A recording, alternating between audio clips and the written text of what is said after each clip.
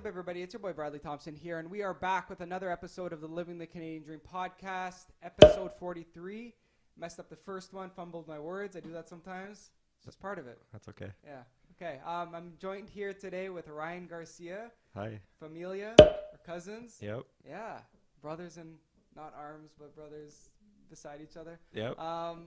What's up? Not much, man. Thanks for having me on your podcast. Thanks for coming on. I'm a big fan of the Living the Canadian Dream podcast. I've been a fan since the beginning. Yeah, so I know. Thanks for having me on. You're a diehard. I got to get you merch. That's what I got to do. I got to get merch and then get you merch. What kind of merch are you going to have? I don't know. T-shirts? Maybe permanent tattoos or something. Oh. No, imagine. Yeah, no, I actually want to do T-shirts. Okay. You're an artist. Yes. You're a very creative individual. Thank you. You do very good art. I wanted to have you on, obviously, because you're doing well in that field. You have a lot of insights in the artistic field. Yeah. A lot of people that listen to this podcast are creatives, so like they're doing, it could be content creating. They could be want to be influencers. That happens sometimes. People want to be influencers, but they could be doing things like I don't even know what a creative dancing. Right. A lot of dancers. I've had dancers on before. Yeah. Yeah. So art kind of translates to all that stuff in terms of creativity. Yeah, yeah. Okay. So tell us a little bit about yourself. Let's go into that first, and then we'll hop into creativity. A little bit about me. Well, as you said, I'm an artist. Yeah.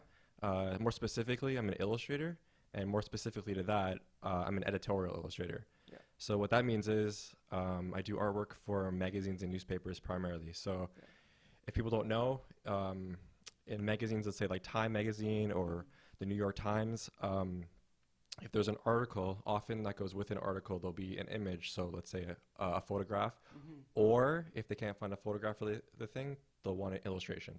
So that's where I come in. So let's say you have an article about, I don't know, the genome, right? It's hard to sometimes have a photograph of something like that that's conceptual.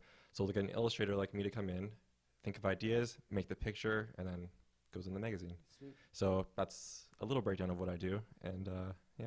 Sweet. So is that what you primarily do most of the time? Primarily, yeah. Sometimes I'll do other weird projects. Like right now I'm doing a design for a mural. So yeah, you've done murals before too. I did one before, and I'm doing one right now. Cool. And yeah, so stuff like that's fun. But for the most part, like my bread and butter, it's magazines, newspapers, and sometimes commercial work. Okay. But yeah, mostly those. Cool. Yeah, we'll talk about some of that stuff. So the first thing, the murals. So what are you working on now? Like you don't have to go into obviously detail about what it is, but what are you doing? Are you painting on a wall? Like what's the So this setup? one is actually, it was a weird one. It was a magazine I worked for about a year ago called Contagious Magazine. Okay. And I did work for them, just illustration work. And the art director messaged me and he said, hey, we're having a year-end party that celebrates all the main articles of the year, the main stories of the year. Oh, that's cool. And so at this party, we want a mural to go on the wall in our office. That's cool. And obviously, I can't go to the UK to like do the. Oh, it's in the UK. It's in the UK. That's sweet. I can't go to the UK to do it, so they're gonna just have me design it, illustrate it, draw it, and then they're gonna print it out and put it out. Yeah. Yeah. But it's crazy because they sent me the dimensions in metric, which normally I should be used to because it's Canadian. Yeah, yeah. But because I work with a lot of US clients, my brain is wired for inches all the time. Yeah, yeah. And so they're like, okay, this mural is going to be 700 centimeters by 300 centimeters. And I'm like, oh, that's not very big. Yeah. But no, that's like 7 meters by 3 meters. Oh, yeah, I guess so. Yeah, yeah. So I realized today, it's like, oh, this is a huge mural. That's big. But yeah, so that's what I'm working on. That's sick. So it's highlighting some of the articles. Yeah, so it's the basically their top, like their, I guess, most read, most important articles of the year. Dope. They're going to throw in all of those ideas into one big piece of art. And that's sick. Yeah. That's really cool. Yeah, yeah. That's really cool. So it's fun. That's fun. That's nice. And that takes you away from your regular stuff too, which is yeah, yeah. And that's the thing. I think sometimes it's like any job, right? Yeah. Like if you do the thing day in and day out, you get a system going, and while it's fun, it's still fun. It's just sometimes it gets a little too comfortable, and I have just a method of doing things. So when I get a job like a mural, it's kind of pushes me. It stresses me out a little bit, and I like that. Good though, yeah. Oh, I love it. That's dope. Yeah, that's really cool. Are you working on article images right now, illustrations? I just finished a package of illustrations for the University of Waterloo magazine. Sweet. So that was like 6 illustrations that I did for them. Just finished that, and right now magazines no. The only other thing I'm working on right now is You know the ROM, the Royal Ontario Yeah, Museum. yeah. I'm doing their holiday poster again. Oh, So I sweet. did that last year. I think Nice. you saw it. Yeah, I did. Yeah, And so this year I'm just kind of revamping last year's, and I'm working on that right now. that's sweet. Are you doing any animation stuff? Because I know you did like something like for like a brewery. I Right? haven't in a while, so I did that. I did a one commercial thing for Amsterdam Brewery, Yeah, that's sweet. and that was that was That fun. was really cool. It's Yeah. super fun. You know, animation for me is hard. Yeah. Like my thing is one static image. I like to draw a picture and get it out Which there. is cool. Yeah. Yeah, it's cool. But animators should be animating, I think. Yeah. Like I think I kind of I don't know, I pushed my own skills a little too hard Yeah. last time and wasn't my comfort zone. Yeah. I'll get back into it eventually. Yeah. No, that's cool though. At least it changes it up too, which is sweet. That's Yeah. cool. Oh, yeah. That's awesome. Yeah. Like I get what you mean though too. Like if you keep doing the same thing day in and day out, it gets kind of boring. You gotta add something else to sort of stretch your like skills, creativity, all that Of sort course, stuff. yeah. And then everything else gets back to normal. I mean, I think that's like a theme of your show. It's Yeah. like a lot of these people, they have very creative lives for Yeah. the most part, but even for those people, it gets a little dry sometimes and they have to refresh For and, sure. and think of new methods. Of And course, or else you just kind of get bored and it's just kind of you're not growing. So the only thing that I like about, I guess, my industry and my job is that I'll get an article, like, let's say, about the genome or Mhm. 1 week, and then the week after I'll get an article about Trump. So it's, yeah. it- So you're changing it up. yeah, like That's sweet. I'm not thinking about the same thing for like a year straight. It's, Yeah. it does mix it up. Yeah, it's not the same thing over and over. Yeah, I love it. Yeah, that's sweet. That's a lot of fun. Cool. In terms of animation, obviously your brother is an animator. Right? Yeah. Did you watch the new Rick and Morty like trailer thing? Oh, yeah. They just posted one like. Oh, 3 a hours recent ago. one? Yeah. Oh, like no, 3 I hours haven't ago. seen that one yet. It's like the new intro, so I wasn't sure. If you Oh, saw it. no. I just watched it. Oh, is it good? Yeah, I mean, yeah. The background images are really slack this year. Like I wonder I don't know what happened. I don't but know. Yeah. Um, Hopefully, they improve that. Yeah, need some new staff. Yeah. No, but it's funny because, so for those who don't know our family, Yeah. my brother is a background artist on Rick and Morty Yeah. now. And so he's doing a lot of the backgrounds, and Yeah. it was really cool because when we saw the first trailer that came out for this season, he basically told me, like, on Google Hangouts, Yeah. he's like, all right, so my background, I drew the one at like 1 minute and 13 seconds, and then the 1 minute of 40 seconds, and then Yeah, two. that's Yeah, hilarious. he just broke it down. He's like, I did all of those ones. I'm like, That's pretty cool. whoa. That's pretty cool. Yeah, you can kind of see the smudge on some of them. Some of the problem ones.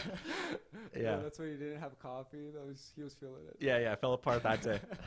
That's hilarious. Yeah, no, because I was looking at it, I was like, that's actually really cool. It's a little bit of a mind trip, right? Like, I mean, I grew up watching The Simpsons. I don't know if you did. Yeah. But like, just to know that at the end of a show, there's the credits that Yeah. roll, and then you see these artists, Yeah. and you think like it's almost like Santa's workshop, Yeah, I where know. it's almost like a fantasy land where they make these things. It's crazy. Yeah. And then to know that my brother soon he's gonna have his name Yeah. listed as like one of the background artists on like probably the biggest cartoon right now. yeah, it's huge. Like people are looking forward to it. My dad's into it. Oh, he is. Oh, he loves it. Oh, man. He rewatches them all the time. I got him into it because he's never seen it before. So we started like recording them because we have Adult Swim like on I guess Bell. So we recorded them and now he just watches them all the time. Oh man. Yeah, it's good. And now he's a link to them too, like with Riley there. Yeah, exactly. Wow. No, actually before Riley, like I never watched the show at all. I watched Me neither. I watched it for the first time when I visited him in Vancouver. Vancouver. Yeah. And you like it now? Oh yeah, Yeah, it's sick. hilarious. It's such a good show. It's actually really good. It's creative. Sometimes Family Guy can get dull. I like Family Guy, Yeah. but this season's actually good on Family Guy too. I don't know if you've seen it. No, It's I haven't good. watched it. It's worth a watch. Yeah. Grind them out in a day or so. Okay. How Yes. did you get into art? How did I get into art? Yeah. Okay. How far back do we want to go with this? Just you can go in Maybe- general, like far back. That's fine. Yeah. When did you first realize you were into art? Because some people obviously like art when they're a kid. Like I liked art growing up. Yeah, you're a great But, painter. I saw your paintings. Yeah, but I was never like I never felt like an artist. Like that was never like my passion. You know Right. what I mean? Yeah. Like I enjoyed it. It was fun. Yeah. I would still try to get back into it. Maybe just like for creativity and just Oh yeah. de-stressing. It's good. But The paintings you did, I remember when you were younger. yeah, I got Like pretty into it. amazing. Yeah, I like got for a pretty young into it. person. Yeah. Wow. Yeah. You definitely should start over again. Yeah, I know. Yeah. But yeah, so I've been drawing since I was a kid, probably Mhm. the same as you, and I drew a lot in high school. Yeah. And then pretty much after high school, a lot of that stopped because I kind of switched into music. I got really into playing in bands and stuff like that, and took it really serious, and like I loved it, and that was my outlet. And I didn't draw it during that time, except near the end of my band's run, where we needed a lot of graphics for our band. So we needed like poster designs, we needed album artwork. And so that's when I was like, we can't hire someone. We don't have any money. Like, I can draw a little bit. I'll go back and just do that stuff. So I ended up doing a lot of posters, and then about the time when I went back to college, I studied architecture. The band was kind of dissolving, and I kind of lost my love for music a little bit, and I decided to just kind of transition into something else. And it was around that time when I was discovering like some graffiti artists, and I was getting really into Instagram and like following some artists, and I'm like, oh wow, there's a career out there if you want to do illustration. And I kind of just followed that thread. So got really into drawing. Decided to go back to school after I finished architecture school. Went to school for illustration. And honestly, I fell in love with it. Just the idea that you can draw a picture and someone will pay you for it, it blows your mind. Once it happens, it blows your mind, and it still does, like even to this day. So I guess that's pretty much the origin story. That's awesome. Like it's crazy, especially when people pay you for something that you can do. You've been working at naturally. It's sweet. It's amazing. Like I was talking to my girlfriend about this the other day, where sometimes I'll have jobs that I'll genuinely not be proud of. And I'll think the art director that I worked with or the editor that I worked with, I'll think that they agree with me in a way that like, oh yeah, it wasn't your best work. And I'll never hear from them again. But then 6 months later, they'll email me again and be like, hey, do you want to do another job? And it's like this magic where I almost get to practice drawing for a living, and I get paid for it. And then I just get more after that. You have imposter syndrome. Oh, I love it. I love it. I got that all the time. Like that's my life. So. What do you have it with? Everything, basically. Really? I don't know. I just like even like Team Canada. Qualifying for Team Canada. Oh yeah. Like it's just such a crazy thing. It's just like I could have never thought that was gonna happen so quick, but also like. Oh, it's amazing. And like such a new sport that have just been starting. It's crazy.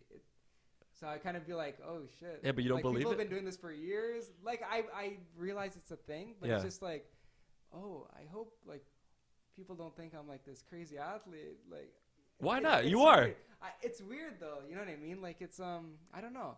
Even though obviously I train like all the time, it's just crazy to think like, oh, you actually achieved this, and people like it, or people are just like, that's amazing. Yeah. And obviously I think it's amazing, but like sometimes it's just like, do people think that I'm not amazing? You know what I mean? Yeah. Do people think I just got handed this or something? It's very weird. I don't know. Well, I mean, like the hard work that went into it, even though you almost don't believe that you deserve it sometimes, right? Or like, it's just like, it should be, in a way, it should be harder. Athletes. Yeah. Like there's way better athletes probably out there. You know what I mean? Just beasts. Like it's crazy. Yeah. I mean, like, did I get lucky? Like what happened? Like it's, I don't know. I always have those conversations in my head. I guess maybe that's what keeps me fueled. I don't know.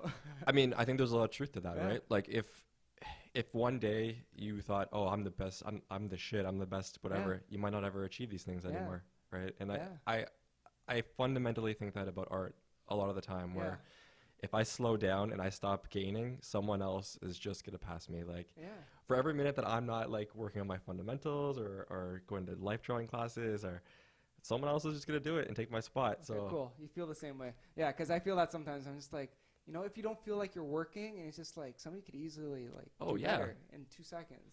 Yeah. Which it's crazy. I don't know. It's all part of it. I mean, everyone on your podcast probably has the same kind of thing, at least a little bit. Yeah. And you just got to realize like maybe that's just part of achieving in a way. Maybe, like especially if you're into working hard, like, and you have big goals, I guess maybe that's part of it. I think so. Yeah, it's life. All right, let's end it there. No, sorry. So in terms of art, so you've done a lot. I remember you used to do a lot of cartoons and stuff back in the day, like cartoony looking. I don't know what that's called, like illustrations on paper though. Yeah, now you do digital illustrations. Yeah. So in terms of getting into that, how did you find out that was like the medium for you? It's mostly because of speed. Like I would say there are some illustrators who still do it like with painting. Manually, like they'll get like oil paint out and they'll get a canvas. Crazy, wow. I went to New York to meet some art directors, I would say a year ago. And when I was there, I decided to also meet some illustrators who I've always wanted to meet who live there. I just emailed them like, hey, can we meet up? Like, I would love to meet you. And they're like, sure. So this one guy I met, Chris Bazzelli, amazing artist. Yeah. Look him up, Chris Bazzelli. Okay. He does everything still painted. So I went into his studio. It was just canvases and paint, and so he'll do the painting. He'll take the pictures, send it into the magazines. It's crazy. But anyway. So he does a painting and he takes a picture. Yeah. Sets up a camera. So he has like a setup that's like professional. So the lighting's perfect for his paintings. He'll take a picture of those paintings and then send it into like the New York Times or whatever. That's wild. It's crazy because nowadays we're so used to like Control Z, undo everything. Yeah. But you can't do that with that. Yeah. So he'll have a clause in his contract that'll be like, I'll do this for you. No updates. But I can't change things. Yeah.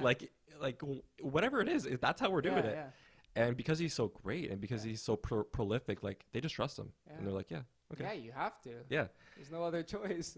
But for me, for a long time, I really fought the digital thing. I didn't think digital art looked good, and I couldn't find artists that I really like respected and like loved.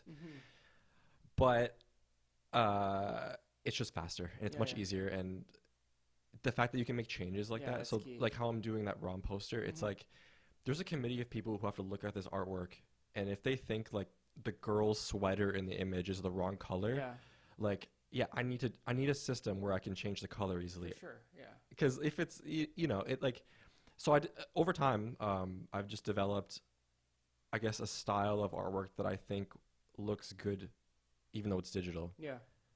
And so just it's been a process. I mean, of just going from doing all my inking by hand with a brush and ink, scanning it in, whatever, and now I just do everything, like all my inking online with my Cintiq tablet and color everything and send it to the art director. So what equipment do you use? You said Cintiq tablet. Right. That's like the digital pen thing. Yeah.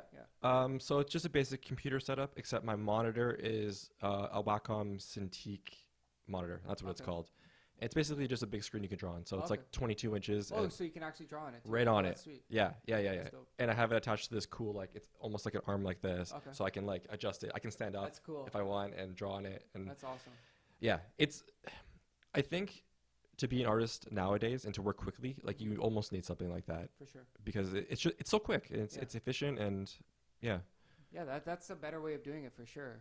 And then once you have the process down, you can just grind it out. You can grind. Just used to it. Yeah. That's awesome. And then also, which is nice too, you can always go back and get your work if you need to get it. Yeah. Because you have a copy of it. Exactly. Yeah. Everything's backed up to Google Drive. And I can't imagine that guy that you're mentioning. Yeah, Chris. Like, where does he store all that stuff?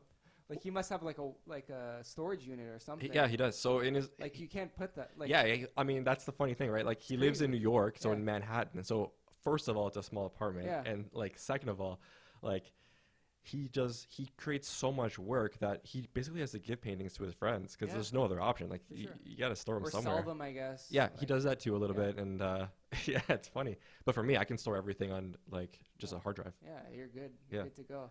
That's really cool. Have you ever thought about selling prints and stuff? I have. I haven't seriously got into it.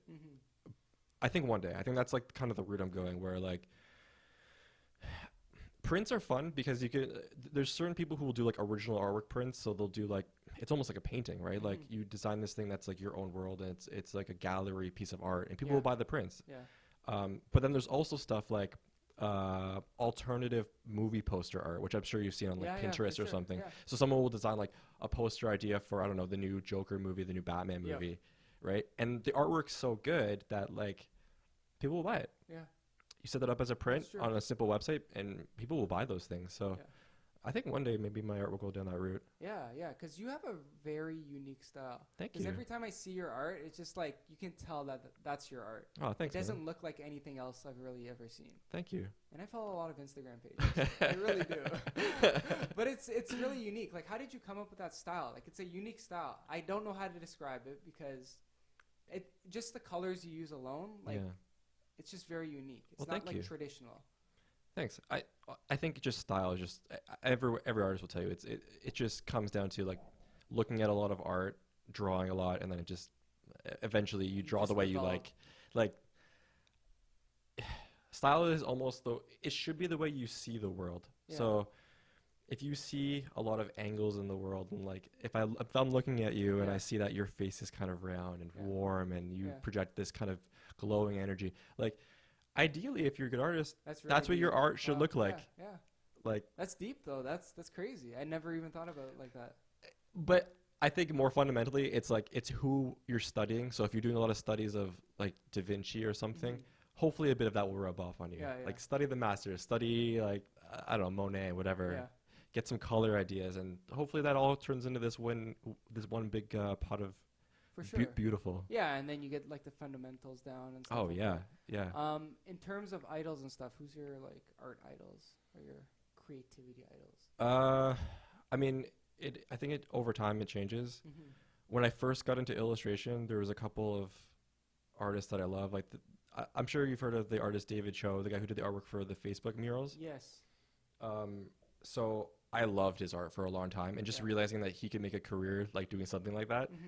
And then that pathway lead me down to illustrators that he knows. There's this guy named James Jean. Okay. You Yeah. check out his art. Yeah, he has really weird art, right? Yeah, it's like almost like this surrealist. It's like almost like Dali or. Yeah. No, I do know who you're talking about. It's really cool. Yeah. I like when I was studying illustration, I became obsessed with his art. Yeah. It's so intricate and beautiful and perfect. And looks Yeah. like every line is perfect. So Yeah. I love that stuff.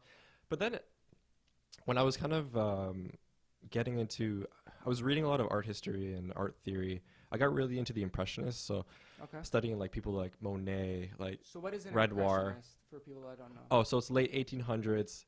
It was a rebound from the Renaissance painters, which these guys all did like realistic artwork. Yeah. Renaissance painters like Michelangelo. Like the Mona Lisa looking ones. Right. And So stuff like that. they wanted to they wanted to capture reality as close as they could. For sure. But then after that, these guys called it the Impressionists. Yeah. They kind of rejected it, and they were like, let's just get an impression of what we see rather than like a photograph of what we see. The realistic version. Right. Cool. So like Monet would go and sit there by a river, and he would be, what is the impression of this water moving? Like, what does it look like? Yeah. If I were to like just close my eyes and like that, what does it look like? Yeah. That's what they're trying to do. Cool. So it's this whole other way of looking at artwork that I guess like things like Starry Night can fall. exactly, under yeah, that, Van right? Gogh, yeah. It's that's a perfect example. Yeah. It's 'Cause it's not real. abstract, but you can kind of get the picture of what he's trying to say. You can feel like you're there with him because he got the impression of that feeling Yeah. there. And yeah, and so I got into that stuff. Like I think over time I get bored of one thing, I study new things, and I Yeah. add those things that I learn into what I'm working on. Cool. Do you ever get super obsessed with like a person? Yeah. Yeah. Oh yeah. Yeah. There's actually some there's some surrealist painters right now that like I think most people when they look at it they don't like it because it's not representational. Like there's this artist called Inka Essenhai. Okay. You can put it in your show notes after. Yeah. Inka Essenhai. Yeah, she's this painter in the US, and Cool. when I look at her art, it's just like it's almost like a dream, like Mhm. where everything's just swirling and there's no actual people. It's just like these weird figures and everything. cool. It's moving. Like I look at this artwork and it almost makes me cry, Yeah. and I can't explain why I'm Okay. crying. And I so have to check that out. Yeah, that's Yeah. crazy. there's this other guy, Ruprecht von Kaufmann. He's this German painter, very similar to Inka Essenhai. Mm-hmm. It's almost as if he woke up from a dream and he wrote down what he saw and then he painted it That's like crazy. that day. Wow. That's yeah, you got to see wild. it. It's like beautiful. That's wild. Yeah, that's cool. Like I even follow a bunch of different people on Instagram that Yeah. are very creative. Like they'll like take like say a picture of like a water bottle and then they'll do like something on top of it. Yeah. Have you ever seen those? Oh yeah. There's a few people that I follow that do that stuff and it's very creative. Yeah, It's I really love that cool. stuff too, where you just take something and you stylize something or you add something to Yeah, something they real. put like a and face to something. It's Yeah, just yeah. Like, oh, this is weird. I never thought of it that it just way. makes you think, and I think something like Instagram is great because in the past people wouldn't have access to art or they wouldn't care to go to a museum or Yeah, anything. yeah. But it's so easy for like let's say someone like you who isn't exactly in the art world, but you're interested in art, right? Yeah, yeah. So you're gonna follow these artists that you're like, oh, what a cool image. I'll follow this guy, and now Sure. every day you get to look at like beautiful new art, and it's like, yeah, Yeah. it's really cool. And especially for like new and upcoming people that are like super creative, you're not gonna see them in like, you know, AGO or something. No. You know what I mean? Like those are for the OGs, people that have put work out there. You know what I mean? Yeah. I mean, there's like, we still want to see those things because we want to see the history of art and see where it started. Yeah. Yeah, but you'll never see like a new artist in the AGO, for example. Yeah. You won't see people doing like illustrations of like Kawhi Leonard or something. No. Like you'll never see that. You know what I mean? Like maybe one day. One day, probably. Not yet, though. Or probably certain exhibits, I would assume. But like, yeah. Yeah, but it wouldn't. Yeah. It's crazy. That's really cool. In terms of art, any art tips for people that are thinking about starting, you know, a career in art? Any creative field. It could be. They're kind of overlapping everything, like in terms of dance, like music. They kind of all overlap. Yeah. Because they're all creative. You really gotta commit and take the plunge. I mean, I guess they overlap too because of technology now, where marketing is becoming one kind of thing for everybody. Like the internet is. Yeah, really, it all falls under like, are you gonna market your personal brand? Where do you want to go with your personal brand? Yeah. So, what sort of tips would you give to somebody that's like a young artist or somebody that's looking to make a living off of art and stuff like that? Okay. It's so cliche, but I think it's like you gotta work hard and you gotta be okay with grinding the fundamentals. Mm-hmm. Because I see a lot of illustrators. There's some people who will make it and they'll do well for a while on low technical skill, but it won't last forever. I think to sustain a career. That being said, I'm not in it for that long yet. So I'm only in it maybe 3.5 years. Yeah. So I don't know what, I guess, the long-term advice would be. For sure. But to have a career where something similar to that I have right now, which is I do work, other people see the work, and a lot of and sometimes I get lucky enough where an art director will see that work and they'll be like, I want to work with this person. I'm going to email this person. Yeah. So it's this self-sustaining system, right? If they want that, I think what they need to do is really just focus on the craft and the fundamentals. It's like keep grinding stuff that's boring. Keep drawing faces. Keep drawing figures. Keep drawing still lifes. Keep painting. Go to life drawing. Like do the boring stuff and fall in love with it if you can. For sure. So do you still do all those like traditional ways like still life and stuff like that? Oh yeah. Even like this morning. So even though it's not totally related to what you're doing, I do it because I hit a point where I realized I was cheating on a lot of things. So like with illustration, with any kind of visual art, you can use references too much. So reference meaning like if I need to draw a bird for this assignment, I'm gonna look up birds, and then if I really don't have time, I'll even trace how this bird kind of looks. And then just do my style on top of that. And like that's like, in my opinion, I'm disgusted by my own behavior when I do that too much. Yeah. So to get over that, I'm still grinding. Yeah. Like even today, I signed up for a sculpture class. So I've been going the last 10 weeks or so. That's really cool. And what this is, it's just we have a nude figure in the middle of the class. Yeah. And she just sits there for 3 hours and we just sculpt her. It's crazy. Yeah. So it's not even that you're sculpting that. It's just crazy that she has the patience to just sit there. Well, she takes breaks, but even still, yeah, it's amazing. She can hold a pose for like 40 minutes at a time. That's crazy. That's cool. So how is that vibe in that sort of class? Like in it's great. Class? It's great. Yeah. Yeah. I mean, a fun thing about going to art class as a young adult is that there's not a lot of young adults there. So what you get is a lot of retired people. Oh, really? Because they retire, they want to take art classes. Yeah. And so just have fun. Yeah. Whereas someone like me, I'm serious. You know, I'm here to learn, and and the people there, they're just there to have fun. So it kind of it rubs off on you. That's really cool. That's sweet. Is there anything that you want to learn in terms of art, like moving forward? I mean, it's endless, right? Like, I can just like you with the stuff you do, you can forever see flaws in what you're doing. For sure. And so there's just always something to work on. Yeah.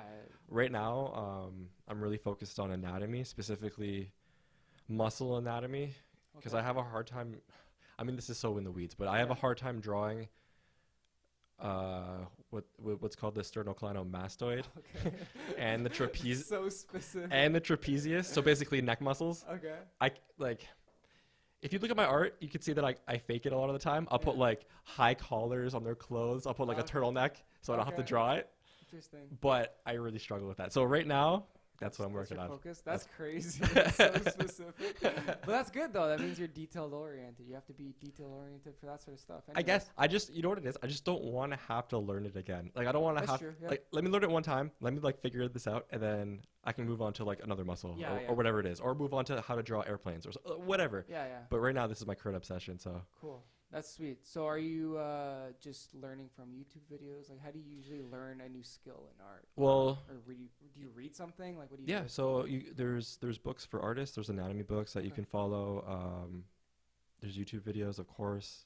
And then so that's why I did the sculpture class is because to look at a figure in 3 dimensions, it's almost a cheat code in a way, because when you look at a drawing of something that's 2D.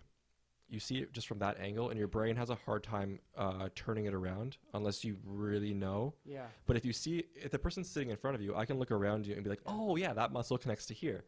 Yeah. And I figured it out. It's true. Yeah. You know, it's so weird, and it's just like, I don't know, it's such a weird thing.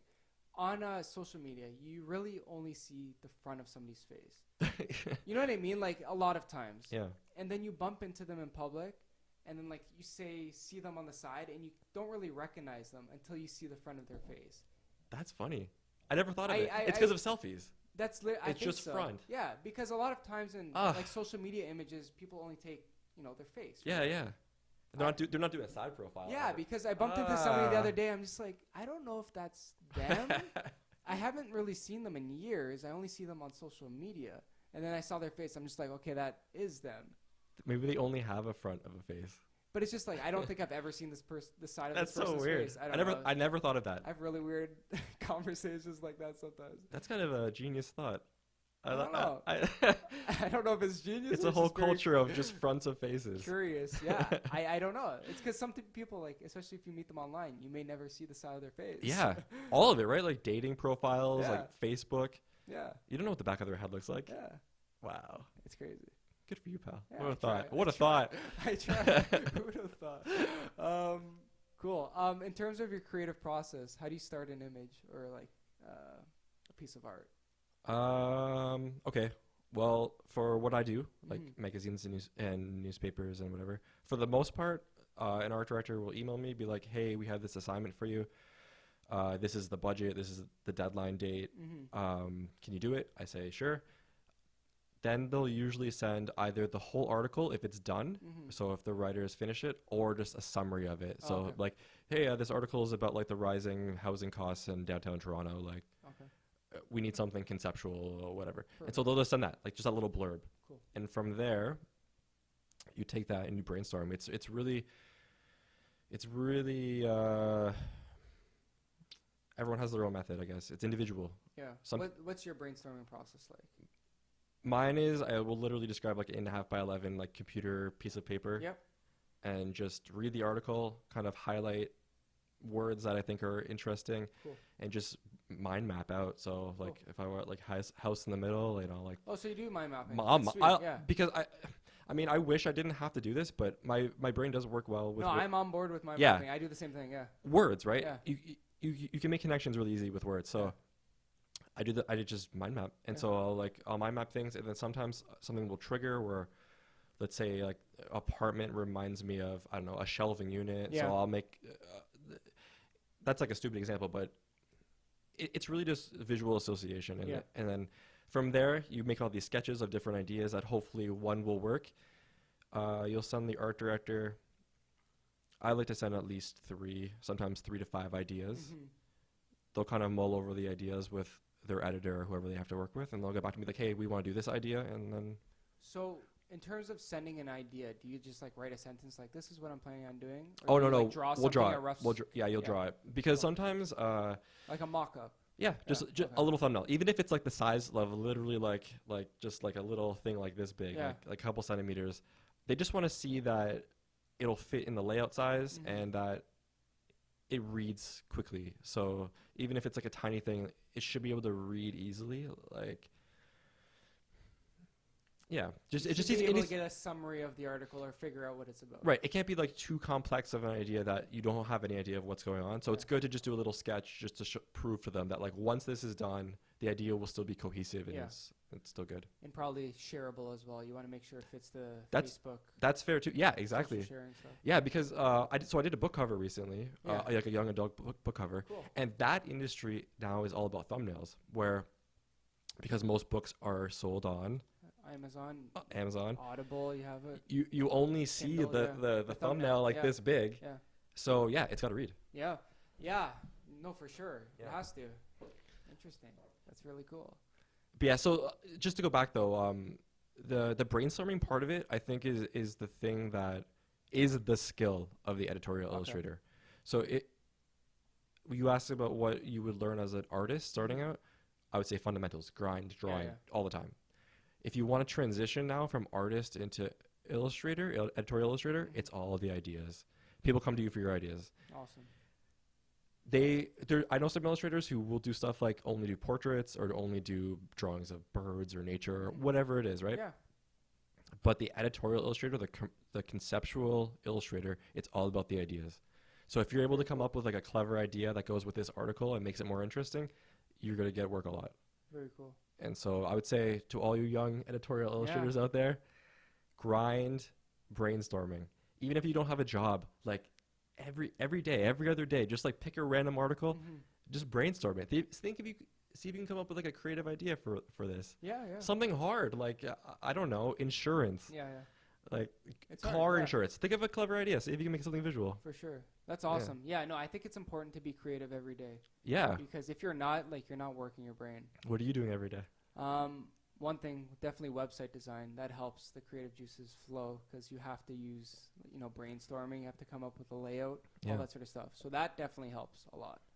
But other than that, like, I do other stuff. Like, are you coming up with different concepts for clients? Like, yeah. So, like, if a client comes in and they need a website, then we're going to build it from the ground up based on whatever, their services are and about. Yeah. So we're not using any templates. It's all Photoshop or Illustrator, and then just from the ground up. Wow. So wireframe to design. Yeah. Are you like literally sketching things out? Yeah. Wow. I'll draw it out on a piece of paper, and then I'll start doing it on Photoshop. Whoa. I'm not a big Illustrator guy. I like Photoshop for I don't like Illustrator either.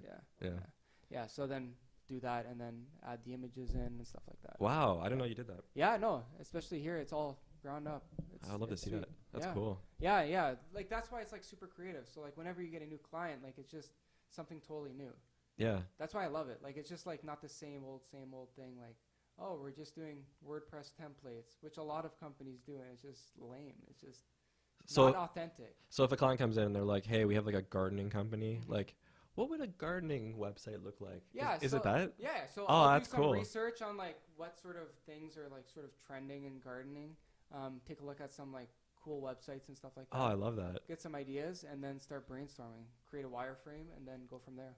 Dang. Yeah, it's a lot of fun. I had no idea. Oh yeah, it's not like super. It's not boring. It's really authentic. But there's a lot of companies that just do templates and stuff. It's so lame. Get out of here. Like the whole point of having a website is to create a brand, right? Yeah. So you want to make it authentic. You want to make it like unique. Yeah, you want it to feel like your company or So like that's the whole thing. It's really cool. I had no idea. It's a good time. Creative guy. Yeah. I try to be. I took a creative class in college. Yeah. University college. Right. Sheridan. That was one of the requirements. Have you ever taken a creative class? A creative class. Like a creativity class. This class was literally about creativity. It's crazy. When I was studying illustration at Seneca, we had a class called Creativity and Concept. That was that kind of thing. How was that? I was kind of arrogant when I was in school. Like I didn't want to. I feel like you weren't. I wasn't into it. I was much more about fundamentals when I was in school. Like why are we wasting time doing collages? Like let's go to the advanced. Yeah, let's draw skulls. And honestly, I really regret that about myself. Yeah. But like those classes those are great. If you can get into it and you love doing it, like I think you can really spread your wings and learn some stuff. Yeah. Yeah. Like I learned a lot of crazy things. It was a really good class. Yeah. It was creativity, fun. You learn like brainstorming techniques and stuff like that. Yeah. You do like projects, but they're like not really for marks. Yeah. Like they don't really care. Like it's just about the process. Right. Like this is how you brainstorm as an individual, multiple ways. This is how you brainstorm as a group, multiple ways. It was really good. Yeah, I guess they want to see more that you explored rather than you have like a finished product. Yeah, that was him. Like he was a very cool professor. Like, he wanted you to figure out like how to use these techniques and like actually come up with the original. Oh, that's ideas. fun. It was a lot of fun. I actually want to look for like a. See, the problem with courses like that, like out in the real world, is that some of them are just trying to take your money. I wish there was like a guy like that taught like a course that was just like.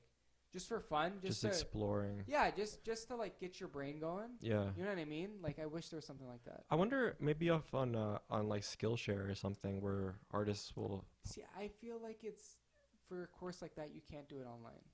It has to be in person. Just so you could have like physical things. Yeah, you have to like draw it out or whatever. Yeah, like so today you're gonna sculpt. Whatever the activity is. Yeah. Yeah, you're right. Yeah, like I thought it was really good, but I feel like a lot of the people probably out there for like adult courses. They're going to be like BS. You know what I mean? Like basic self-help stuff. Yeah. You know what I mean? They're not going to be somebody like that. That's like a creativity like guru. Yeah. You can think of it. I wonder if it's out there. I don't know. Yeah. Like I met this guy even when I was at Sheridan. He did a talk and he was a PhD in creativity in Buffalo. Yeah. Yeah. He does like TED Talks and stuff. He's like so creative. It's crazy. Is he an artist himself or what is he? So he is like an artist. That's what he is. But he's like a university prof and stuff like that too. Oh, so he's actually a prof. Yeah, he's an actual prof. I have him on LinkedIn somewhere. I have to check him out. He does really cool stuff. But he teaches like courses and stuff about creativity too. Man, that's cool. It's crazy. It's wild. I wonder what kind of stuff he's making. I have no idea. I don't know. Like a lot of those guys, I think they work for companies like IDEO. Have you ever heard of that company? No, I don't know. Where they basically there's companies out there like IDEO or IDEO, however you pronounce it, where companies hire this company, which is known for creativity. Yeah. And they'll be like, I have this issue for manufacturing. Right. What's wrong with this product? How can we make it better? And then they'll just come up with a solution for it. Oh, that's cool. That's literally what they do. Wow. Or like, how do I make this like T-shirt unique? And they'll come up with like a couple ideas. Wow. Yeah, it's called IDEO. IDEO. Cool. It's really cool. Yeah, they're a really cool company. They're in the States, like Silicon Valley or something like that. Yeah. Yeah. What a fun place to work. That'd be cool. Yeah, no, it's wild. It's wild. But they're all about creativity, which is, I don't know, I think it's such a cool thing. I think you gotta do it. Like, I mean, sometimes I think so. Like, everybody should be doing something creative, but maybe not to the degree that I would do personally. Yeah. But at least do something creative. Well, I think so. Yeah. Even if it's just like writing some ideas down. Yeah. Or writing like a short little blog post.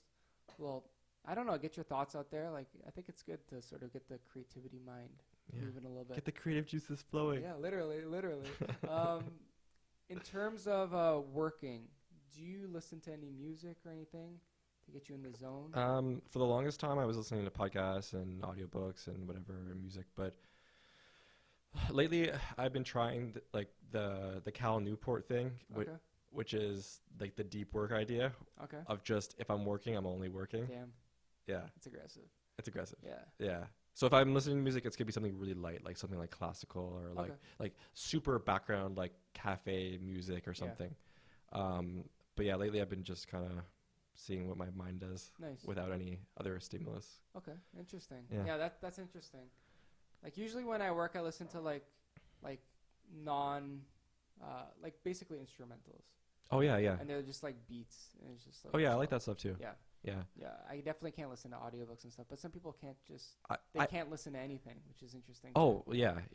I mean, I'm amazed by people who can listen to like a podcast while they're working. Yeah. I don't know how your brain can do that. For some tasks, I can. Yeah. But not for everything. others, I can't. Like if I'm writing stuff, I can't listen to that at all. But if I'm like doing like a design thing, I can listen to podcasts. Yeah, because it's kind of mindless in a way. Yeah. And like if it's a long form thing, you can kind of like tune in and out. Like it doesn't really matter. You'll catch up on the conversation. Right. It's not so important if you follow every kind of like detail. You're not gonna really miss anything. Sweet. In terms of this episode, we always do a book of the day. Do you have any book recommendations for today? Okay. So I thought a lot about, self-help books. Yeah. Should I do that? I read a lot of those. I read a lot of like art theory books. Yeah. Should I do that? And I thought, nah. The book that I read recently that like blew my mind and basically changed the way that I look at life and art is The Fountainhead by Ayn Rand. The Fountainhead. Yeah, do you know that book? No, I've never heard of it. Look up Ayn Rand. She wrote Atlas Shrugged, The Fountainhead. Those are her two main. Okay. But The Fountainhead, it's a fiction book. Okay. And I think it was written in the 40s. I think. Maybe the 50s. And it follows two architects. This is a big book. So it follows two architects from the time that they're in college for architecture until like they're old, until they're like their 60s, like seasoned architects. And they have two competing, I guess, ideologies in life. The one architect, the main, hero is Howard Rourke, and he's, I guess, the quintessential like artist, where he only does things if he thinks it's right, and he wants the most creative and most like beautiful thing out in the world, and he thinks that idea, putting the best shit out there, will influence everybody else and make the world a better place. So there's that guy, and then there's the other guy who's his competing guy, which is, I'm going to make things because people will like me for it, and I'll climb the ladder of life based on other people's approval and their offers and their influence, and I want to do things because other people accept me for those things. So it's just these two people. Interesting. And you see what happens when you follow each of those routes, and it fundamentally changed the way that I look at artwork now. Whereas before, I was very much okay with like, okay, what's in fashion, in illustration, I'm going to do that stuff because I'll get more work if I do that. And it just, over time, it feels empty, and it feels like you're not following you're not authentic. You're not authentic. Yeah. If you follow the other route, which is way harder, you follow your heart, you make something beautiful, you put your all into it, you'll be rewarded for it. Yeah. At the end of the day, you'll feel good about yourself, totally and other people, that's awesome. Yeah. So this book, it's not an easy read. It's like 790 pages or something. Do they have an audiobook? That's a lot of pages. They do, but you know how long it is? It's like 35 hours. Okay, that's aggressive. Yeah. But this book, like, for any artist or anybody creative, if you're on the fence about how to like live your day and what you should be putting your energy into, this will tell you how to do it. Interesting. Yeah. That's really cool. I'll check that out. Check it out if you have time. I'll read a synopsis first. That's fine. Do that. Yeah. But I think, honestly, man, like, for the longest time I was doing shortcuts. I was doing stuff just to get ahead in the business, which is fine. I'm lucky where I am right now. But at this point now, where like every day I have to sit there at my desk by myself, and face my work. I want to do it in like the most dedicated and beautiful and wholehearted way I can. For sure, yeah. And like, no, that's all there is. Like, it's true. Yeah. I've definitely learned that over the years, for sure. Is that like you have to be authentic. There's no point in doing stuff that you don't enjoy. No. Just for the sake of doing it, like say to get money, quick money or whatever. It means nothing. Do the shit that you're passionate about. Yeah. And do the stuff that makes you happy. That's it. And you'll feel better about it, and people will be drawn to you. Yeah. Because that type of person, I mean, I don't think I'm even there yet. Like, I'm not at the point where like I'm not fully living it, but I'm getting closer. Yeah. And I think the more you put your heart into stuff and you just show that like this is what my values are, like my morals, my virtues. Yeah. People are attracted to that. They want to be around that. Of course.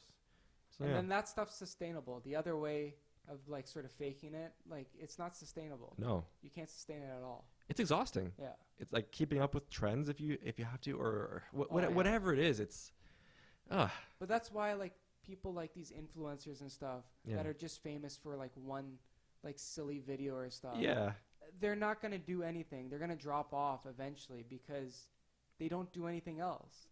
Yeah. You know what I mean? Like they literally have one video and it just kind of goes viral. It's them at like a McDonald's like yelling at somebody and like that's their big break, but they just eventually drop off. Yeah. I mean, they'll learn their lesson too though. If they want to like have a sustaining thing. I mean, yeah, if they have like some self-awareness and they're just like, oh, I can actually do something with this platform, that happens sometimes too. Yeah, people grow. But I mean, the majority of those viral video they kind of just they're in and out. Yeah. But I mean, the influencers that you love, I mean, like Seth Godin, Godin, or like Gary Vee. It's like they're doing something because like they love doing it, and like that alone can sustain them. Like they want to spread knowledge and they want to spread love. And so true. Like even like, you know, authors and stuff like that. Yeah. To sort of see the development of certain authors, because like people like Malcolm Gladwell, like Ryan Holiday, I've read like all of their books. Yeah. So you can sort of see like obviously their ideas are still consistent over the years. Like Ryan Holiday is always about stoicism. Right. Kind of he boring, loves that, but he loves it. Yeah, you know what I mean? Like it's not really for me. Yeah. Obviously, like I like the simple quotes, but I couldn't read like Tim Ferriss's Stoicism book. Like, it's too much for me. Like I tried, I read Meditations before by Marcus Aurelius. Yeah. Oh, that was a rough one. Yeah, it was a brutal. I know. I'm halfway through it. I've been halfway through that book for maybe 3 years. Oh, that's a rough one. Yeah. But I wanted to do it because like, you know, people always say, "Oh, it's amazing." Yeah. It's just like, I mean, was it amazing though? I mean, no, not for me. I mean, it's just because the language is really hard to comprehend, right? Yeah. So it's not like an easy read. It's very complex. Yeah. I mean, fair enough. Yeah. But like those guys who like that, like Ryan Holiday, because he's so into it. Yeah. People are going to be attracted to it. And of course. And like, he's going to want to break it down so as many people as he can will enjoy it. Yeah, but that's why I love like people like him, because he's going to take those lessons and kind of give you an easier way of understanding it. Yeah. Like a modern way of like, this is how you understand this principle. Exactly. Yeah. So it's for people like me. Exactly. I've met him once. He's a really nice guy. Oh, yeah. Yeah, I met him at a conference. Oh, yeah. He's really cool. I was so happy. I was just like, dude, I love you. He's just like, how do you respond to that? He's just like, I'm just like, I don't know. He didn't say, he's just like, thanks. I'm just like, can we take a picture? Yeah, man. He's cool, man. He's really cool. Cool. Have you, are you a Malcolm Gladwell or Ryan Holiday fan? They both have. Yeah, I read, I haven't read the recent ones. I read Ryan Holiday's Ego is the Enemy, That's a good one, Obstacle is the Way. Yep. I read those two. And then Malcolm Gladwell, I've read Outliers. Oh, yeah. And Tipping Point. Oh, yeah. Good but one. I haven't beyond those. They both just released new books, like Ryan Holiday, Stillness is Key. Oh. And then Malcolm Gladwell, Talking with Strangers or something. Oh, yeah. Yeah. Is it good? I listened to the audiobook. Is it good? I wasn't ready for some of the topics that he was going to go over. He talked a lot about like sexual assault cases and stuff. Oh. It kind of hit me because he's never really gone into that stuff. Yeah. So it caught me off guard. I was like listening to him, just like, oh my gosh, this guy's so deep. This is not the Malcolm Gladwell I love. Yeah, like I'm listening to like, it's something totally different. It's crazy. It kind of caught me off guard. I was shocked. I was just like, I wasn't expecting that. Because I honestly didn't even read the summary of the book. Yeah. I just know I like his content. Yeah. Because he's a very creative person. Like, he has a common theme, and he's going to give you a bunch of case studies. I like that. But I wasn't ready for some of the case studies. Like, he did stuff like Brock Turner and stuff. Yeah. So he went over that stuff in detail. So I was just like, oh. This is deep. Going to work, just listening to this, it's just like, this is a little bit too much. But it's a very good book because he outlines stuff very good. He's a really great writer. I want to check that out. It looks like a good one. Yeah, I read this book recently called The Rise of Superman. It's about athletes that are able to get in flow. Oh, yeah, I love that stuff. It's so good. Who's that by? It's by Stephen Kotler. Oh, yeah. I've heard of that. Amazing book. One of the best books I've read in the last few months. What is it called? The Rise of Superman. That'll be in the show notes, everyone. Yeah. It's so dope. It's really good.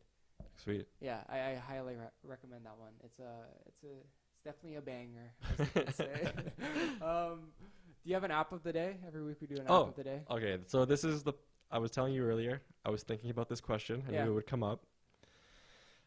Okay, so the app of the day, I think, is try to use your phone less. That's the app you should be using. Okay.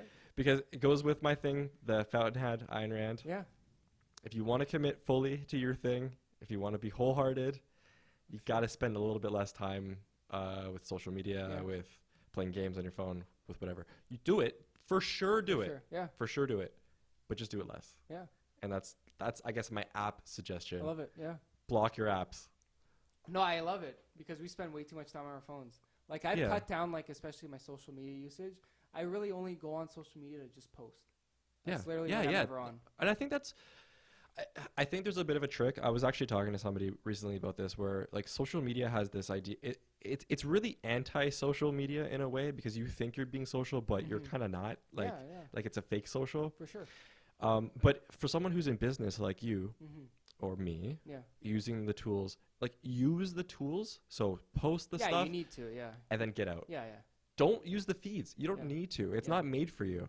Yeah, you don't need to waste so much time. Yeah, I mean, like, you like looking at the art. I love looking at the art too. Sure, follow your favorite people, but like, you don't need to like scroll. For sure.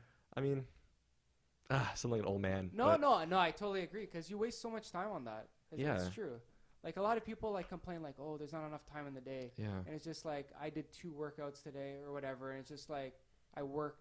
What are your excuses? Right. You know what I mean, like that happens sometimes, and it's just like, everybody has the same 24 hours. Oh, yeah. You're just kind of wasting it with Netflix or like playing the new Call of Duty. You know what I mean? It's even, I mean, dude, just the fact that you read so many books is a testament to the fact that you don't use your phone during that time. Yeah. No, it's true. Yeah. Because, you know, when most people are in bed, like they're I do it all the time. I just flip through my phone forever and then you fall asleep. Yeah. Why not spend that 20 minutes, 10 minutes, like read 2 pages of a book? Yeah. If you read 10 pages of a book a day, which isn't even that much, you get through a 300-page book in a month. Yeah. Or even a magazine. Like there's a lot of easy magazines. Yeah, support my industry. Read a magazine. Literally, yeah. Like I've been getting into, I get this triathlon magazine subscription just because I guess I don't even know how I get this. It just shows up at my house. I think it's because I have a membership with like Triathlon Canada. Yeah. It's like you need that in order to race. Yeah. So I'm assuming that's so that you get the magazine. Yeah. Yeah. But it's good. Like I'll read like random stories. It's just like sweet. Yeah. It's easy reads, just simple articles. And it's good for your brain, right? It's active. Like you lots of pictures. Perfect. Yeah. It's I don't know. I hope reading stays a thing, reading like books, because it is good for your brain. You learn stuff, and I don't know. The phone seems different. No, I totally agree. Like, we spend way too much time on phones. Yeah, everybody. Yeah, it's life though. Okay, we're coming to the end of this podcast. Well, this has been fun. Yeah, I hope you've had fun. I hope you had fun. This is we covered a lot of things. We did. Thank you for having me. No worries. So I have a couple more questions. I just want to wrap them up. All right, let's do it. I have them somewhere. Just gonna pull them up. Yep. Do a little rapid fire. In terms of your hobbies outside of art, what do you do? This has been my struggle forever, because the problem with enjoying drawing and enjoying art is that I'll just do it all the time because I enjoy it. That being said, my girlfriend, people in my life will bring me out sometimes and try new things. Even recently, I went to a parkour gym with my friend. Sweet. Toronto? In Toronto, yeah cool. In Scarborough. I mean, I've done stuff like rock climbing gyms. Yep. I'll try different things. I'll go to the movies. Nice. For the most part, honestly, I just like, if I can get out into nature, like go hiking with my girlfriend. Yeah. It's pretty basic stuff, but that's kind of my hobbies. I like cooking. Yeah. Cooking's fun. Yeah, no, it's good. It's great. Yeah. But you can mostly find me just drawing. If I'm not. That's okay, though. Yeah. That's okay. What's your routine like every day? Like, what do you sort of do? So the morning time is pretty consistent. I've been doing kind of like the same routine forever. Nighttime is a little bit more all over the place based on if I'm doing something with friends or whatever. But in the morning time, I try to brainstorm every day if I can. Yeah. Even if I don't have a job, brainstorm. In the morning, I'll meditate at least 10 minutes if I can, and then do some kind of workout. So like yoga or body weight workout. Yeah. Just at home. That's awesome. So my morning is kind of just that. It's like it's brainstorming, meditation, and working out, and then the nighttime I just work. Awesome. Yeah.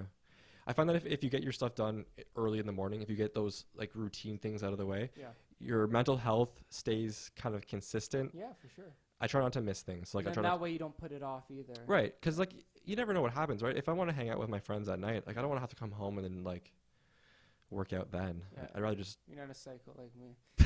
Is that what you do? Like I'm probably gonna work out after this. Oh, you're crazy. Yeah. You're crazy. I know. But that's good though to keep a consistent routine. So you like to work at night? So I'll do all those things in the morning. Yeah. So it usually takes me a couple hours to do all those things. Mm-hmm. And then I'll eat. So I'll shower, then I'll eat. Mm-hmm. And then after I eat, which is usually around 12, okay, I start working. So I'll work from like 12 until, I don't know, 5, 6 p.m. Yep. Cool. And then I'll eat. And sometimes if I have something social to do, I'll do that. Yeah. If not, I'll work a bit more on the night, and then just chill. Cool. Read in the night or whatever. Okay. Yeah. Nice, sweet. That's the end of the podcast. The last thing that we always do is a question of the day. So it's a question that you can ask the audience to just think about. It could be, what's your favorite color? What's your favorite food? Or it could be more, deep. It could be a deeper question. Some people have asked like, that got a sports injury. Why did you get this injury? Or wait, I'm asking the audience. Just asking the audience, just something to think about. Sort of wrap up the whole episode. Think about. I had a travel writer on here. She asked, "What's your favorite destination that you've never been to?" I don't remember. Really good girl, Kayla. You check her out. Nylon Pink. She's amazing. Oh yeah, I listened to that episode. Yeah, that was great. She's amazing. Yeah. Okay. I guess the only thing that I would say, the thing that's been helping me a lot lately is like, instead of using your phone, if you're on the subway or if you're traveling somewhere, if you're walking somewhere, like just for that moment, just be aware of where you are and look around. Okay. And like, I guess if you want to catch me on social media, let me know what you find. Because sometimes when I'm just walking around or on the subway, I'll just watch people. I do that sometimes too, especially when I'm at the mall. I try to watch people. Oh, I love it. Yeah, it's awesome. It's inspiring. Yeah. You think of ideas. I don't know. I like it. Today, this week, I saw 2 breakups go down. 2 people get dumped right in public. And I'm just like, I would have never saw this if I was on my phone. That's crazy. Yeah. Wow. What are you doing? Are you like the anti No, I was just like kind Cupid? of I was just kind of walking by. One was in like a food court. Yeah. And the other one was just in a hallway, and like. They started getting a little bit angrier, and then you see one person just burst into tears. Oh. And it's just like, this is, yeah. Was it the guy crying ever or no? Today, it was the girl that was crying. Ooh. Yeah. But I think she was crying because she was breaking up with him. Right. That's what it seemed like, because he was very angry. Oh, no. So, like, he wasn't happy. I was just like, I think she's like, crying because I don't know, but you see stuff like that. Yeah, so see, if you were on your phone, you wouldn't even notice it. Yeah. Today, when I was on the subway to my sculpting class, I'm reading that book, Thinking Fast and Slow. Oh yeah. You read that? No, by Daniel something, right? Kahneman. Yeah. Yeah, crazy good book. So I haven't read it yet. Yeah. It's like if you're into like social psychology and biases and all that stuff, you'll love it. But I was reading the book on the subway, and I looked over, and there was this bald dude, and he pulled the book out of his backpack, and he started reading his book, and it was the same book. Oh, that's weird. And so we made eye contact, right? And there's like this creepy, and I kind of like flipped my book up, and I pointed, and I smiled, and then we both laughed. That's funny. So like just moments like that. Yeah, that's a good time. If I was on my phone, I can't do that. I'd be like, oh, you're on your phone too? You never would have experienced it. No. Yeah, that's all good. Awesome. That's the end of the podcast. Thank you for coming on, man. Thanks for having me. Came on. It's been a while. I've been nagging you for months. It finally happened. It's been great. This podcast has been going on for over a year now. Congratulations. Crazy, eh? Yeah. Hey, you're like 30 something in, right? Year anniversary. No, this is 43. This is 43? Yeah. We're grinding it out. Oh, man. Yeah. Bangers every single podcast. Well, I'm excited to come back and to see, we'll see the how progress. You grow. Yeah, for sure. All right, man. Thanks, Brad. Thank you so much. Thank you so much to everybody for listening. Catch y'all on the flip-flop. Make sure you check out digimedia.ca. Rudy Project for your sick-ass helmets if you are into triathlons, duathlons, cycling, all that sort of good stuff. Thank you for listening. Peace out.